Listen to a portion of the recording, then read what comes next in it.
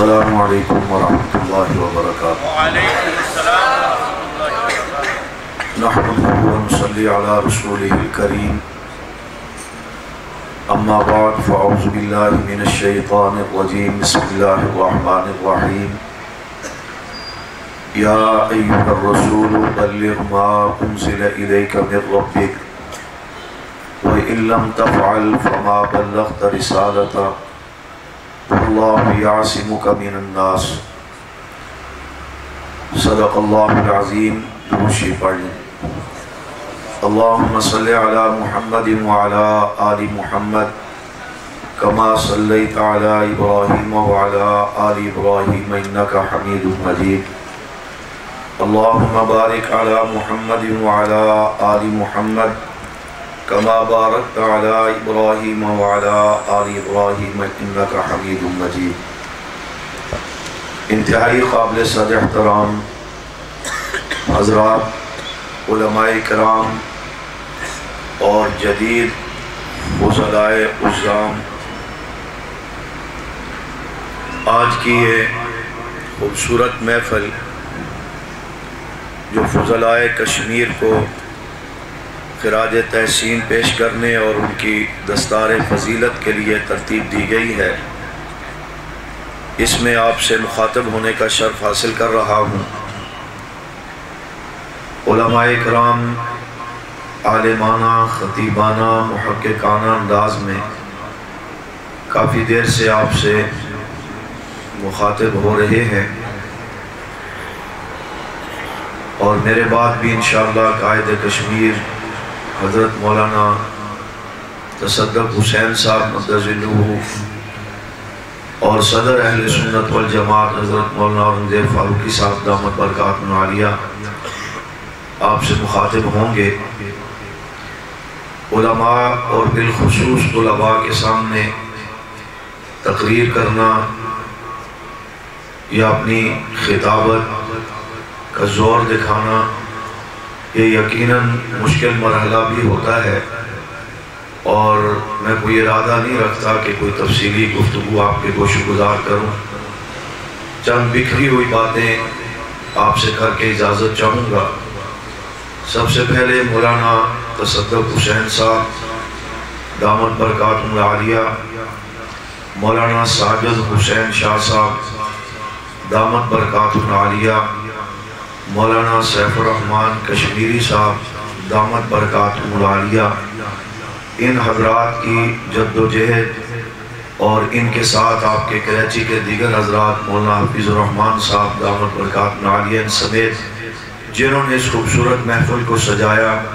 انہیں مبارکباد پیش کرتا ہوں۔ اصل میں یہ کوئی جلسہ یا کانفرنس یا خطاب برائے خطاب کے لیے محفل نہیں، آپ حضرات کی حوصلہ افزائی جو فضلاء ہیں ان کی، اور آئندہ کا ایک لاہ عمل، ایک پیغام، ایک پروگرام، ایک تشکیل آپ کے ذمہ لگائی جا رہی ہے، اس کے لیے یہ ایک فکری محفل ہے جس میں آپ حضرات کو مدعو کیا گیا۔ تو اس میں آپ حضرات کے سامنے خوبصورت انداز میں گفتگو ہو رہی ہے۔ میں تھوڑا عرصہ پہلے پر اگر غور کروں تو مولانا تصدق حسین صاحب، مولانا ساجد حسین صاحب، مولانا سیف الرحمن صاحب، یہ وہ حضرات ہیں جنہوں نے اپنے تعلیمی دور سے ایک بات کو، ایک چیز کو، ایک جذبے کو، ایک نظریے کو سمجھا، اپنے اکابر کی ترتیب اور مولانا حق نواز جنوی شہید رحمۃ اللہ علیہ کی لسان حق سے، تو یہ اس طرف متوجہ ہوئے، انہوں نے غور کیا، فکر کیا، تو اللہ نے ان سے کام لیا بھی ہے، لے بھی رہے ہیں، اور آج یہ حضرات آپ کو فکر مند کرنے کے لیے، متوجہ کرنے کے لیے یہاں محنت کر رہے ہیں۔ مولانا عبدالوحید جلالی صاحب نے خوبصورت انداز میں امام بخاری رحمۃ اللہ علیہ اور اپنے اکابر کے حوالے سے گزرے ہوئے تجربات کی بنیاد پر اور دلائل کی بنیاد پر خوبصورت گفتگو آپ کے سامنے رکھی ہے۔ یہ حضرات بھی اس دور میں ان حضرات کے ساتھ تھے، طالب علمی دور تھا، مولانا اعظم طارق شہید رحمۃ اللہ علیہ، مولانا عبدالغفور ندیم شہید رحمۃ اللہ علیہ، الیاس زبیر شہید رحمۃ اللہ علیہ، حافظ احمد بخش شہید رحمۃ اللہ علیہ، دیگر بہت سارے حضرات پس دیوار زنداں مشکلات، مسائل، مصائب سے گزر رہے تھے۔ دوران طالب علمی اس جذبے کو سمجھے، ضرورت کو سمجھے تو یہ حضرات خود میدان میں نکلے، پھر مختلف مراحل سے گزرتے ہوئے جس میں مصائب اور مشکلات بھی آئیں، تو اللہ نے ان سے کام لیا، لے رہے ہیں، اور اس وقت یہ جماعت کے اور مشن کاز کے مختلف مناصب پر کام کر کے آپ کے سامنے ایک مثال بن چکے ہیں۔ اسی بات کی دعوت آپ حضرات کو دے رہے ہیں کہ عالم بننے کے بعد، فاضل ہونے کے بعد ایک جملہ جو استعمال کیا جاتا ہے فارغ التحصیل، یہ فارغ التحصیل وہ ضلع، وہ ہر کام سے بندہ فارغ ہو گیا، تو بسا اوقات اس کا یہ مفہوم بھی سمجھا جاتا ہے 8 سال 10 سال مدرسے کی دال کھانا، چٹائیوں پر بیٹھ کر پڑھنا اور مختلف مراحل سے گزرنا یہ آسان کام نہیں ہے، لیکن ہم سمجھتے ہیں کہ جتنا طالب علمی دور آسان ہے اتنا بعد والا کام آسان نہیں ہے، کہ اس وقت ہمیں یہ مشکل لگ رہا ہوتا ہے لیکن بعد میں ذمہ داریاں بڑھتی ہیں، تو یہ فارغ و تحصیل کا جملہ آنے کے بعد سمجھتے ہیں کہ اب ہم فارغ ہو گئے، ہر کام سے فارغ نہیں ہوئے، بلکہ آپ کے سر پہ جو دستار باندھی گئی ہے، جو علم اکابر نے، اساتذہ نے آپ کو پڑھایا، محنت کی، جو سوچ فکر دی ہے، اس کے بعد آپ پر اب بہت بڑی ذمہ داری عائد ہو گئی ہے، اور ان ذمہ داریوں کو پورا کرنے کا یہ موقع ہے کہ اب اس پر اپنی محنت کا اور عمل کا آغاز کر دیں۔ لہٰذا اس طرف ہمیں غور کرنے کی ضرورت ہے، فکر کرنے کی ضرورت ہے۔ ذمہ داریوں میں سے مثلا بڑی ذمہ داری اس سے اور بڑھ کر کیا ہو سکتی ہے کہ آپ علماء کرام کو انبیاء علیہ السلام کا وارث بنایا جا رہا ہے۔ آپ گویا کہ نبوت کی اس منصب پر، اس محراب و منبر پر آ کر نبوت کے ذمے جو کام ہوا کرتے تھے اسے سر انجام دینے کی ذمہ داری آپ کے اوپر آ گئی ہے۔ اب اس کو سنجیدگی سے اور دیانتداری سے سمجھ کر قرآن و سنت کی روشنی میں بھی، حضرات صحابہ کرام اہل بیت عظام کے کردار اور عمل کی روشنی میں بھی، پھر اپنے اکابر کے عمل و کردار کی روشنی میں بھی سمجھ کر اس کو اپنانا، اس پر عمل کرنا، یہ ہماری اہم ذمہ داری ہے جس کی طرف ہمیں متوجہ کیا جا رہا ہے۔ مثلا میں نے قرآن پاک کی آیت پڑھی، یا ایھا الرسول بلغ ما انزل الیک من ربک وان لم تفعل فما بلغت رسالتہ واللہ یعصمک من الناس۔ اللہ پاک پہلے اپنے محبوب صلی اللہ علیہ وسلم کو ان کی ذمہ داریوں کی طرف متوجہ کرتے ہوئے انہیں فرما رہے ہیں کہ یا ایھا الرسول بلغ ما انزل الیک من ربک، جس کام کے لیے آپ کو بھیجا گیا ہے، جو نبوت اور رسالت کی شان آپ کو دی گئی ہے، منصب دیا گیا ہے، اب آپ اس ذمہ داری کو پورا کریں کہ جو آپ پر اللہ کے احکامات نازل کیے جا رہے ہیں انہیں آپ آگے پہنچائیں۔ آگے آپ خود عالم ہیں، اس کی تفسیر اچھی طرح سمجھتے ہیں، یہ آگے پہنچانے کا حکم ہے، اور ساتھ اگلا جملہ ہے کہ فَإِن لَّمْ تَفْعَلْ فَمَا بَلَّغْتَ رِسَالَتَهُ۔ غور کیا جائے تو جہاں اعزاز بڑا دیا جا رہا ہے، مقام بڑا دیا جا رہا ہے، شان بڑی دی جا رہی ہے، منصب بڑا دیا جا رہا ہے، وہاں اس مسئلے پر اس کو وارننگ کہیں گے، شاید جملہ مناسب ہے یا نہیں، وہاں یعنی کہ احساس بھی دلایا جا رہا ہے کہ ایسا کرو، اگر نہیں کرو گے تو فما بلغت رسالتہ، جو منصب آپ کو دیا گیا ہے گویا کہ اس کا آپ حق ادا نہیں کر پائیں گے۔ ایک تو درخواست کی صورت میں یہ باتیں میں عرض کروں گا، اس جملے کو، اس آیت کو تنہائی میں بیٹھ کر ایک بار نہیں 10 بار پڑھیں اور ساری تفاسیر میں پڑھیں، پھر اکابر کی تشریحات کی نظر میں پڑھیں، صحابہ کرام کی تشریحات کی نظر میں پڑھیں، بہت کچھ باتیں آپ کے سامنے آئیں گی اور اپنی ذمہ داری کو سمجھنے میں آپ کو آسانی محسوس ہوگی۔ اسی انداز میں نبی علیہ السلام پر پہلی وحی کا نزول ہوا، اس کے بعد فطرت وحی کا زمانہ ہے، دوبارہ دوسری وحی جب آئی تو وہاں بھی منصب رسالت کی ذمہ داریوں سے آگاہی کیا گیا، کچھ لوازمات بھی بتائیں گے۔ یا ایھا المدثر قم فانذر، اے کملی اوڑھنے والے کھڑے ہو جائیے۔ کھڑے ہونے سے مراد یہ نہیں تھا کہ بیٹھے تھے تو آپ سے کہا کھڑے ہو جاؤ، مستعد ہو جائیں، تیار ہو جائیں۔ جو کام آپ کے ذمہ لگایا تھا اب میدان آپ کو بتایا جائے گا، اس میں اتر کر آپ نے عملی کردار ادا کرنا ہے۔ اور پہلا کام یہ کرنا ہے فانذر، کہ لوگوں کو، کفار کو، مشرکین کو، اور جو بھی آپ کے سامنے اللہ کے بندے ہوں گے ان کو ڈرانا ہے۔ یہ نہیں کہا کہ سب سے پہلے مولوی صاحب نے خود ڈر جانا ہے، جیسے ہمارے ہاں ہوتا ہے نا، جو مولوی صاحب عالم بن جاتا ہے، فاضل بنتا ہے، پھر وہ کہیں مؤتمن بنتا ہے، کہیں خطیب ہے، امام ہے، مدرس ہے،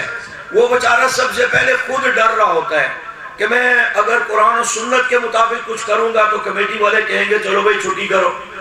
اگر میں تھوڑا شریعت کے مطابق نظام لے کے چلوں گا تو شاید مدرسے والے کہہ دیں کہ حضرت صاحب کوئی اور مدرسہ سپاہی صحابہ والا دیکھ لو یا کوئی اور دیکھ لو، ادھر یہ کام نہیں چلے گا جو آپ کرنا چاہتے ہیں۔ مولانا عبداللہ شہید رحمۃ اللہ علیہ جملہ کہا کرتے تھے کہ مولوی صاحب کے دو خدا ہوتے ہیں، ایک حقیقی خدا، ایک مجازی خدا۔ حقیقی خدا تو اللہ کی ذات ہے، مجازی خدا جو ہے وہ مسجد کے متولی صاحب ہوتے ہیں۔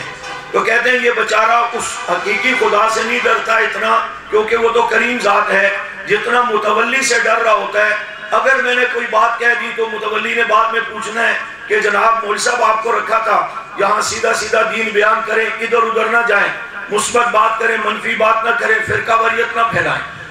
اب مولوی صاحب اس بیچارے کو کیا سمجھائے کہ میں تو قرآن پڑھ رہا ہوں، یہ کوئی فرقہ واریت نہیں ہے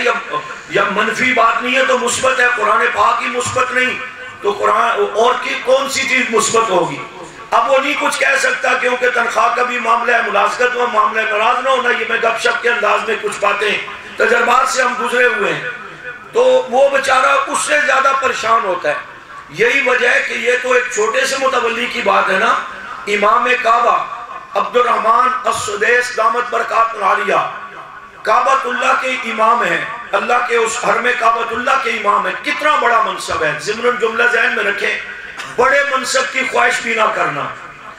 نہ مدرسے میں، نہ کلاس میں، نہ مسجد میں، نہ کسی جماعت میں کہ جی میں ڈائریکٹ کوئی لیڈر بھرتی ہو جاؤں، میں بڑا جناب وفاق المدارس کا صدر بن جاؤں یا جماعت کا صدر بن جاؤں، مؤتمن بن جاؤں، اس میں یوں کروں گا۔ یہ بڑے حساس مسئلے ہوتے ہیں۔ کوشش یہ کریں، بھی جلالی صاحب نے بھی ایک جملہ کہا، کوشش یہ کریں کہ عاجزی میں لے کر چلیں، نام شام پیدا نہ کریں۔ جب عاجزی میں رہیں گے، محتاط رہیں گے تو ذمہ داریاں کم ہوں گی،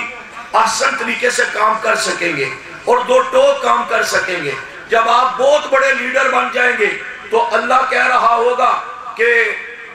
یا ایھا النبی جاہد الکفار والمنافقین واغلظ علیہم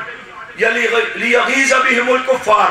کہ یہ بتاؤ اس عوام کو کہ کائنات کا غلیظ ترین بدترین کافر کون ہے، یا کافروں کے خلاف جہاد کرنے کا اللہ کس انداز میں حکم دے رہا ہے۔ وَلْيَجِدُوا فِيكُمْ غِلْظَةً، اللہ کیا کہہ رہے ہیں؟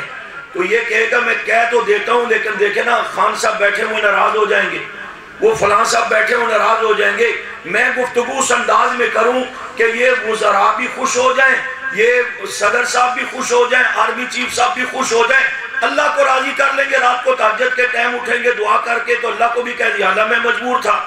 اسی لیے میں رخصت پر عمل کر رہا ہوں۔ جب سارے ہی رخصت پر عمل کرنے لگ جائیں گے تو عظیمت بھی تو کوئی چیز ہے، اس پر کون عمل کرے گا؟ تو اس طرف نکل جائے گا۔ جتنے بڑے منصب پر ہوں گے اتنا ہی مسئلہ حساس ہوگا۔ جب بھی آپ کوئی بات کہنے لگیں گے اتنا شاید اللہ کا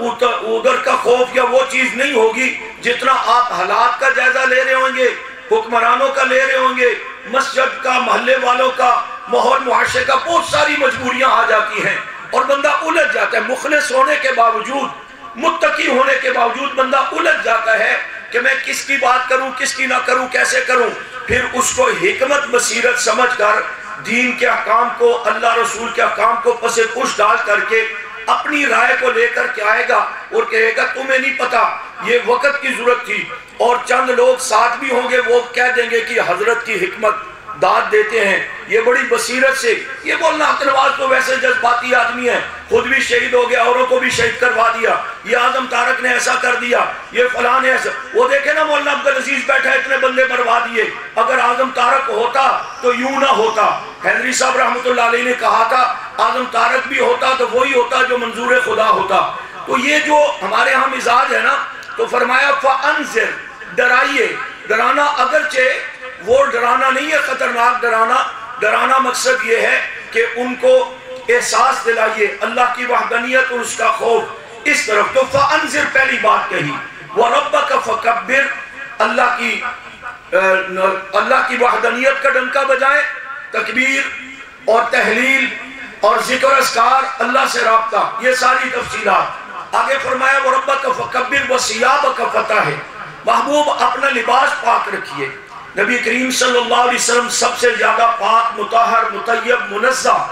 और फिर आपका लिबास पाक नहीं होगा तो किसका लिबास पाक होगा? जब आप सरापा खुद पाक हैं तो लिबास भी पाक। उलमा ने मफ़हूम समझाया, बात समझाई, आप बेहतर जानते हैं कि कहने का मकसद ये था कि ज़हरी तौर पर आपके अखलाक व किरदार व मामलात में कोई ऐसी कमजोरी ना हो कि जब आप किसी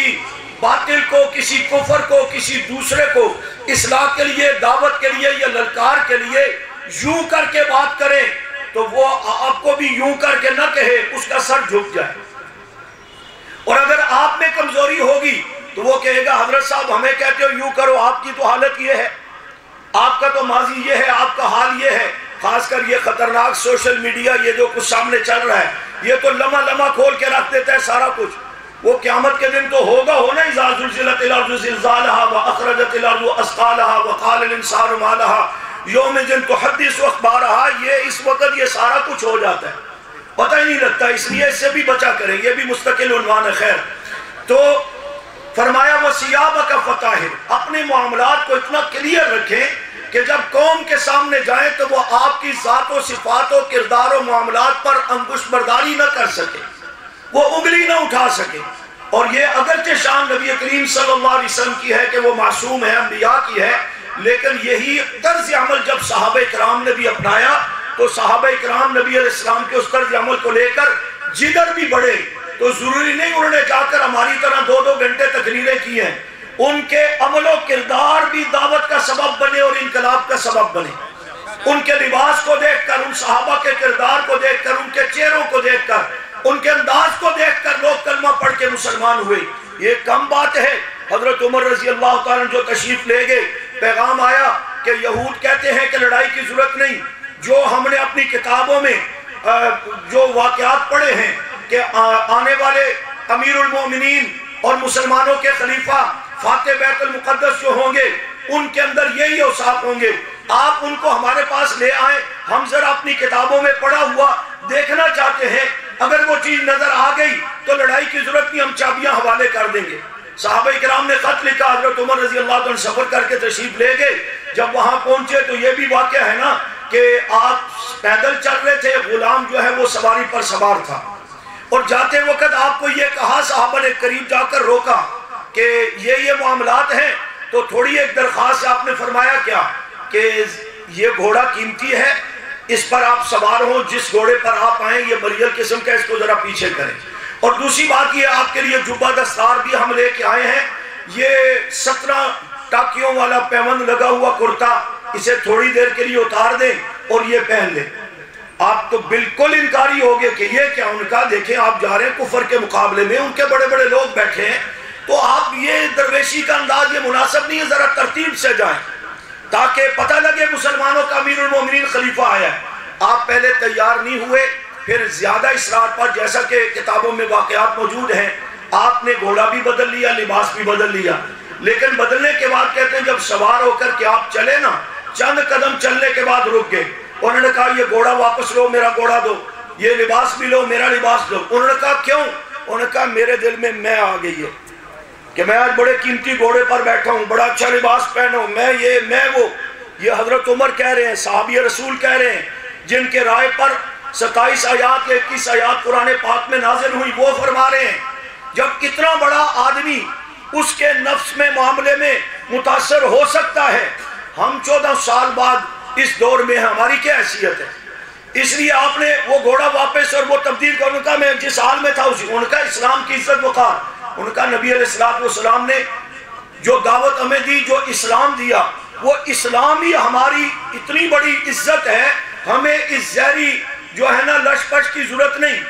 اس اسلام کی عزت کی ہمارے لیے کافی ہے۔ چنانچہ یہ انداز، اور ایک جگہ میں نے یہ بھی پڑھا حضرت تھانوی رحمۃ اللہ علیہ کی تحریروں میں کہ کہتے ہیں جوتی بھی چلتے چلتے ٹوٹ گئی تھی، اور جب وہاں پہنچے تو ہاتھ میں جوتی بھی اٹھائی ہوئی تھی۔ کوئی یہ نہیں دیکھا کہ کافر کیا کہیں گے، ان کے سردار بڑے کیا کہیں گے، اور بھیا مسلمان ہیں، ہمارے لیے اسلام کی عزت سب سے بڑی عزت ہے۔ یہ کہہ کر جب سامنے گئے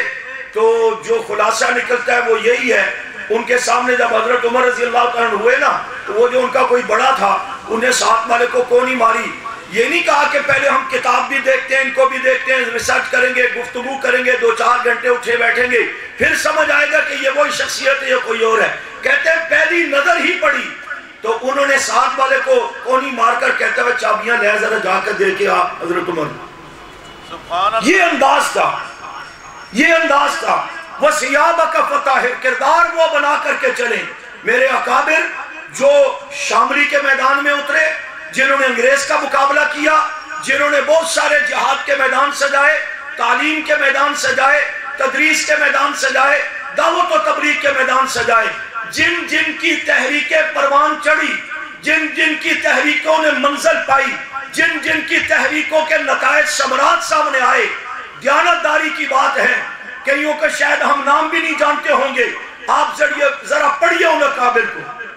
ان کا طرز عمل کیا تھا، مزاج نبوت کے مطابق کار نبوت کو لے کر کے چلنا،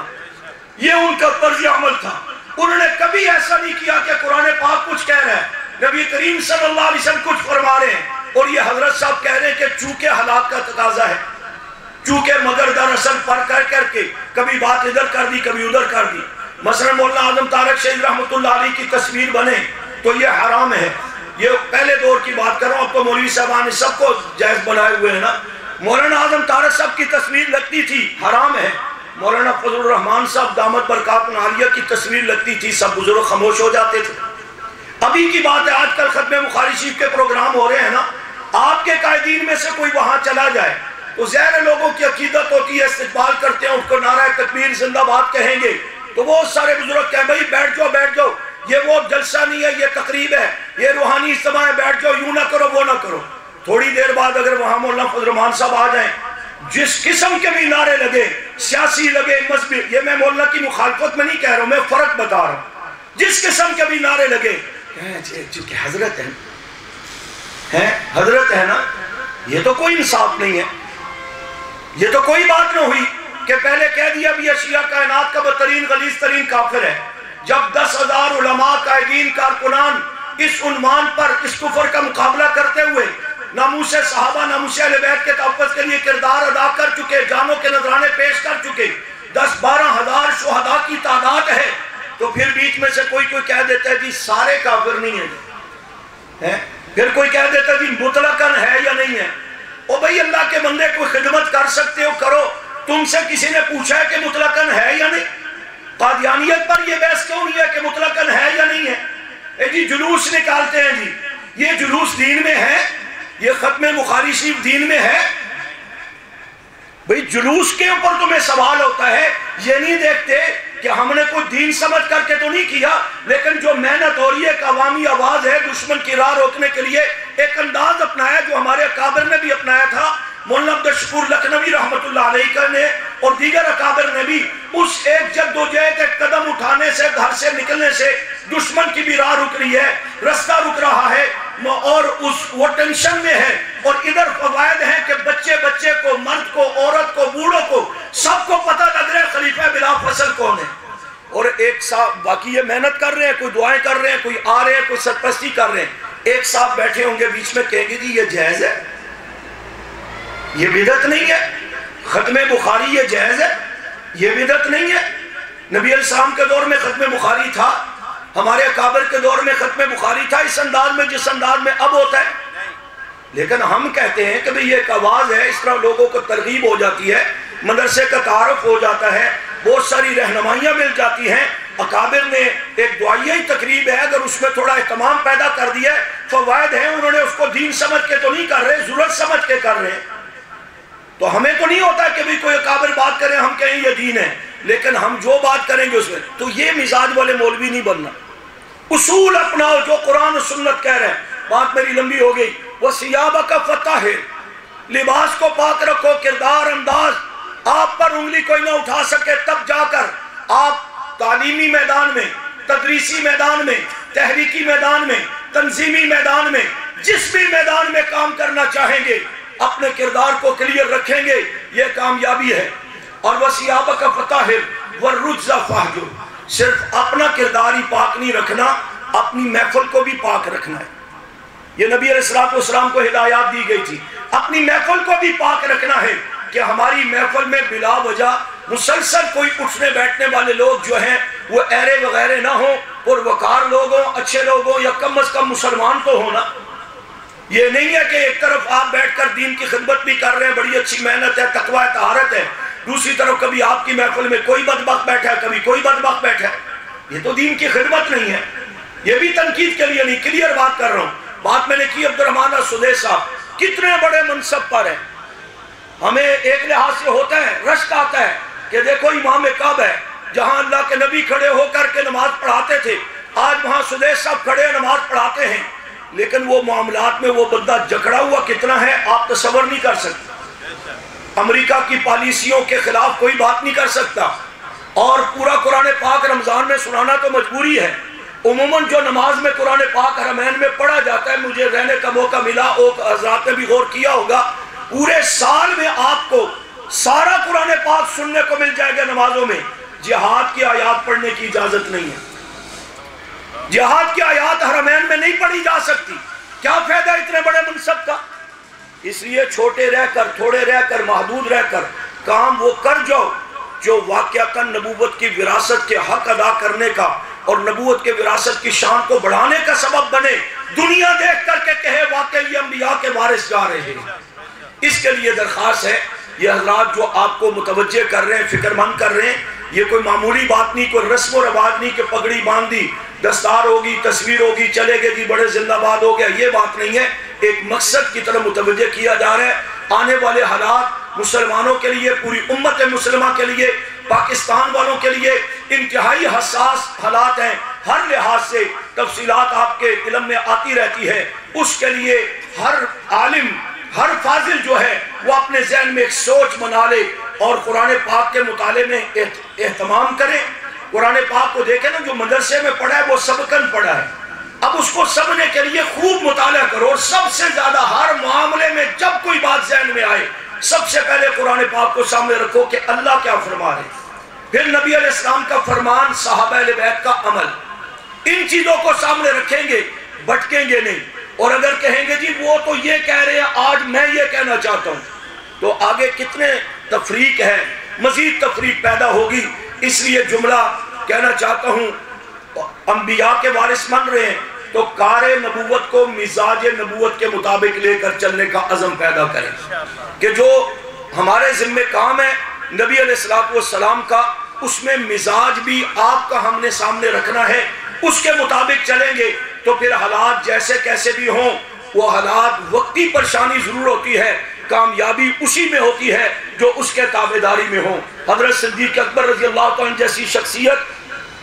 अरहम उम्मती भी उम्मती अबू बकर, जिसे नबी अलैहिस्सलाम ने अपनी उम्मत में सबसे ज्यादा रहीम, शफीक, मेहरबान, नरम दिल वाला कहा। जब मुरू अबू बकर फलयुसल्ली बिन्नास को हुक्म दिया गया तो हजरत आयशा रज़ी अल्लाह तआला अन्हा ने बार बार कहा, जी ये मुमकिन नहीं है, आप किसी और से कह दीजिए। वो नरम दिल वाली अजीम शख्सियत, जब कंधे पर जिम्मेदारी पड़ी, आपके दौर में भी दीनी मामलात में हमीयत थी, उसका ये मैं जुमला कहा करता हूँ, उसका ये मतलब नहीं कि वो सूफी किस्म के आदमी थे। रहीम उम्मत होने का ये मतलब नहीं कि सूफी किस्म, सूफी से मुराद ये सूफी ला यूफी है, और या सूफी है, मैं उनकी भी बात नहीं कर रहा हूँ। सूफी ला यूफी नहीं, ये मिजाज नहीं था। नरम दिल होने के बावजूद, सब कुछ बर्दाश्त के बावजूद, जब अल्लाह की वहदनियत पर उस यहूदी ने, जाकिर ने तबर्रा किया तो सफ़ेद चीर करके एक थप्पड़ मारा, जिसका मुकदमा हुजूर की खिदमत में आया था। तो लक़द समिअल्लाहु क़ौलल्लज़ीना क़ालू आयत नाज़िल हुई, अपने सके बाप के मुंह पर थप्पड़ मारा। आप अभी ईमान नहीं लाए थे, पहले की बात है। हुजूर ने पूछा तो कहा आपकी शान में गुस्ताखी की है, बाप होगा तो अपनी जगह पर होगा, लेकिन आपकी शान में गुस्ताखी बर्दाश्त नहीं है। इसी सिद्दीक अकबर रज़ी अल्लाह तआला के जुमले बुखारी शरीफ में आपने पढ़े, अमसिस बज़रल्लाह,